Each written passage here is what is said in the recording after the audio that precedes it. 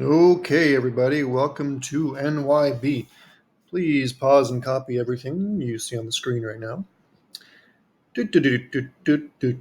So, to begin the class, we'll be looking at inverse functions of some trig functions, sine, cos, tan mostly. To remind you of inverse functions, we're going to look at x squared and its inverse function, root x. So to get a graph, I'm going to take the blue here, blue curve, and reflect it in the red line. So you imagine the red line is a mirror, and you reflect and get something like, let's see. So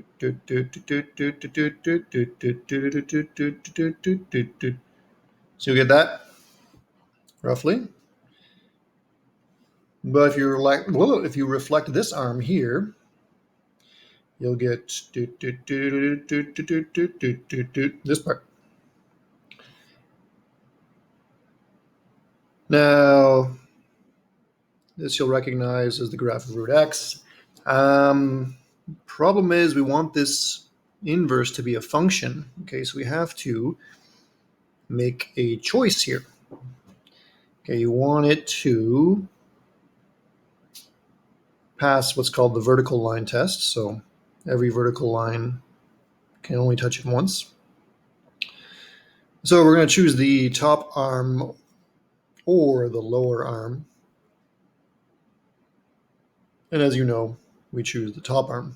So we delete this bottom bit, and there we go. Put a little arrow here to indicate it goes forever, and blah, blah, blah. Okay, so we had to make a choice there. We had to do some domain restriction of the original function. So we'll be doing that again when we find the inverse of sine of x. So pause and copy.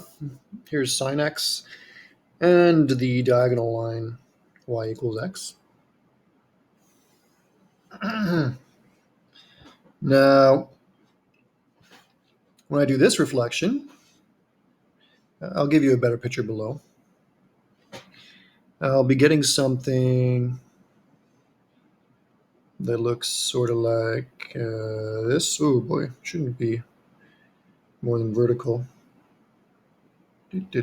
Something like this. And then down like something like this, maybe.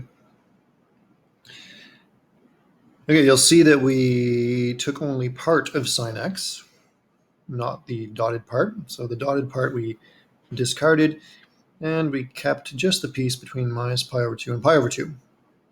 So we made a choice here. We could have chosen other pieces of sine of x, but this is the standard choice. So here's what I'm going to call arc sine of x.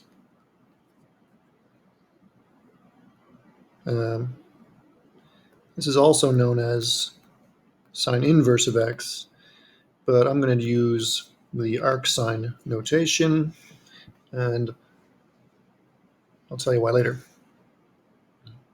So here's a better picture of arc sine.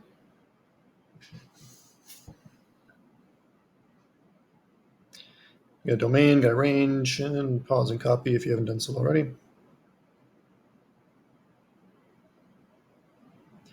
Okay, so you can draw pictures of arc cos and arc tan as well. And I summarize here. So pause and copy all this stuff. Now. Okay, I guess we should add some little arrows here. Little arrow over here to indicate you go on forever, and an arrow down here to indicate you go forever. And don't forget to make note of these limits here.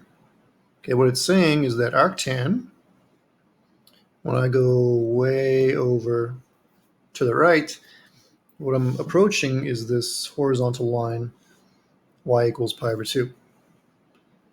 And if I go way to the left, I'm approaching this horizontal line, y is negative pi over 2. Okay, these will be important limits. They seem to come up a lot, actually, in this course. Okay, of the three graphs, I would say arctan is the one that is probably the most important for this class. Don't really use the graph of arc cos or arcsine. Okay, let's do some examples of calculating with these new functions. So perhaps I'll just say now that we're introducing these functions to torture NYB students. No, I'm just kidding. We're going to introduce these functions because we'll need them later. Basically, we'll be finding some integrals later on in the course, and things like this are going to appear. Or even worse, you'll do a long integral and you'll get something like this at the end. And you'll be expected to simplify. So, how do I find arcsine of 1/2? Well, maybe the easiest way is to think of this as an angle. So let arcsine of 1/2 be an angle. Okay, why am I choosing an angle? Well, if you think about sine of blah, blah, blah, this gives a number, right? So sine takes an angle and gives you a number between -1 and 1.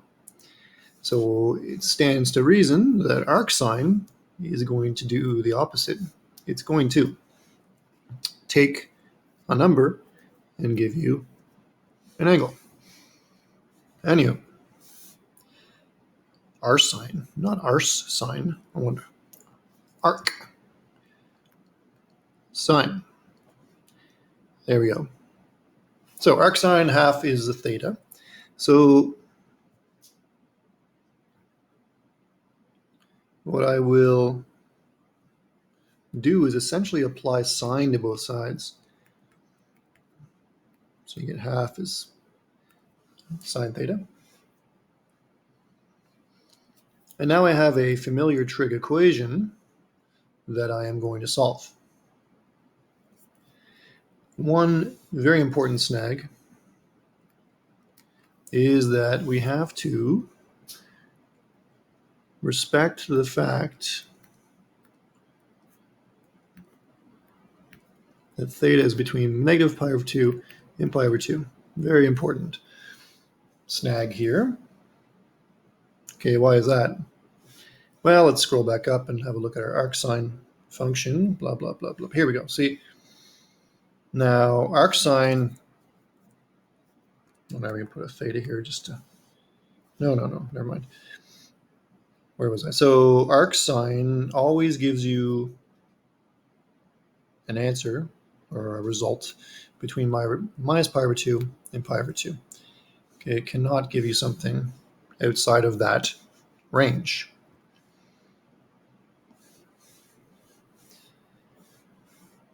Okay, back to what we were doing.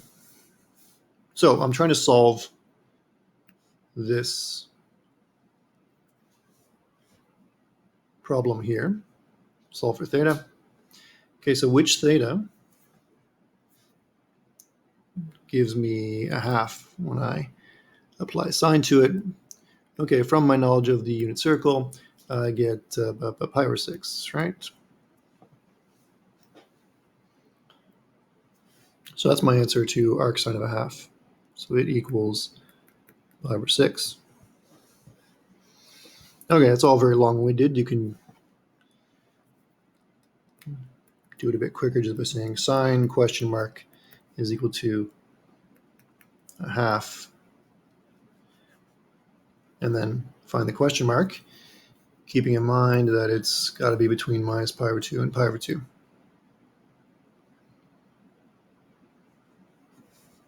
Okay, part B.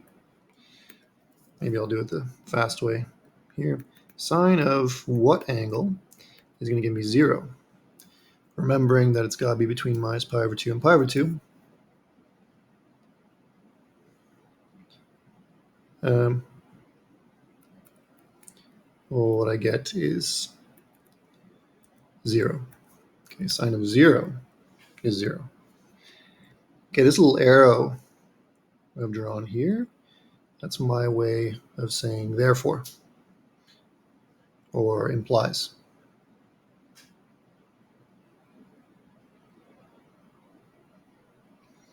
Okay, arc cos of 1. So cosine of something is 1. Cosine of what angle is 1? That's also 0.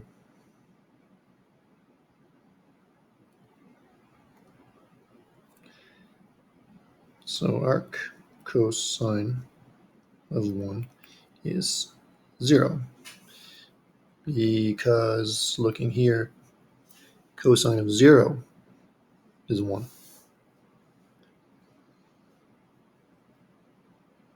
Okay, tan arc sine of a third. Let's see. This one's a little bit longer. So what you can do here is say theta is equal to this arc sine, as we did above up here. And then sine theta is a third. And then you say to yourself, well, what triangle does that give me?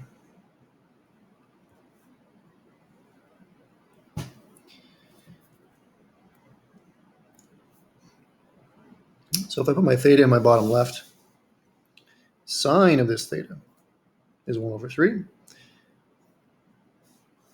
So sine is equal to, you'll remember from trig, it is SOHCAHTOA. So SO is opposite over hypotenuse. So that's my 1 is going here, and my 3 is going here. And my adjacent can be found using Pythagoras. So Pythagoras says, let's do this more carefully. 3 squared is equal to 1 squared plus the adjacent squared. So solving this, I get the adjacent is root of 8,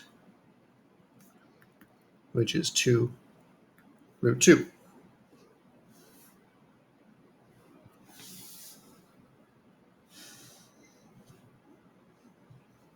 Now, let's take a step back and remember what we're looking for. We want tan of this thing. So we want tan theta.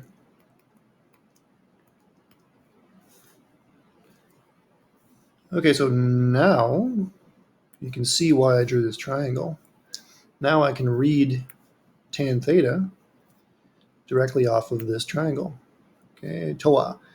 Tan is opposite over adjacent.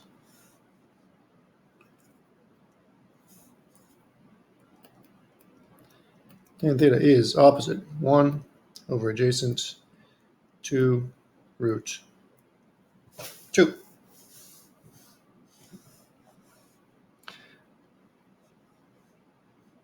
Okay, here's an exercise or 3 for you to try, and we'll pick it up in the next video.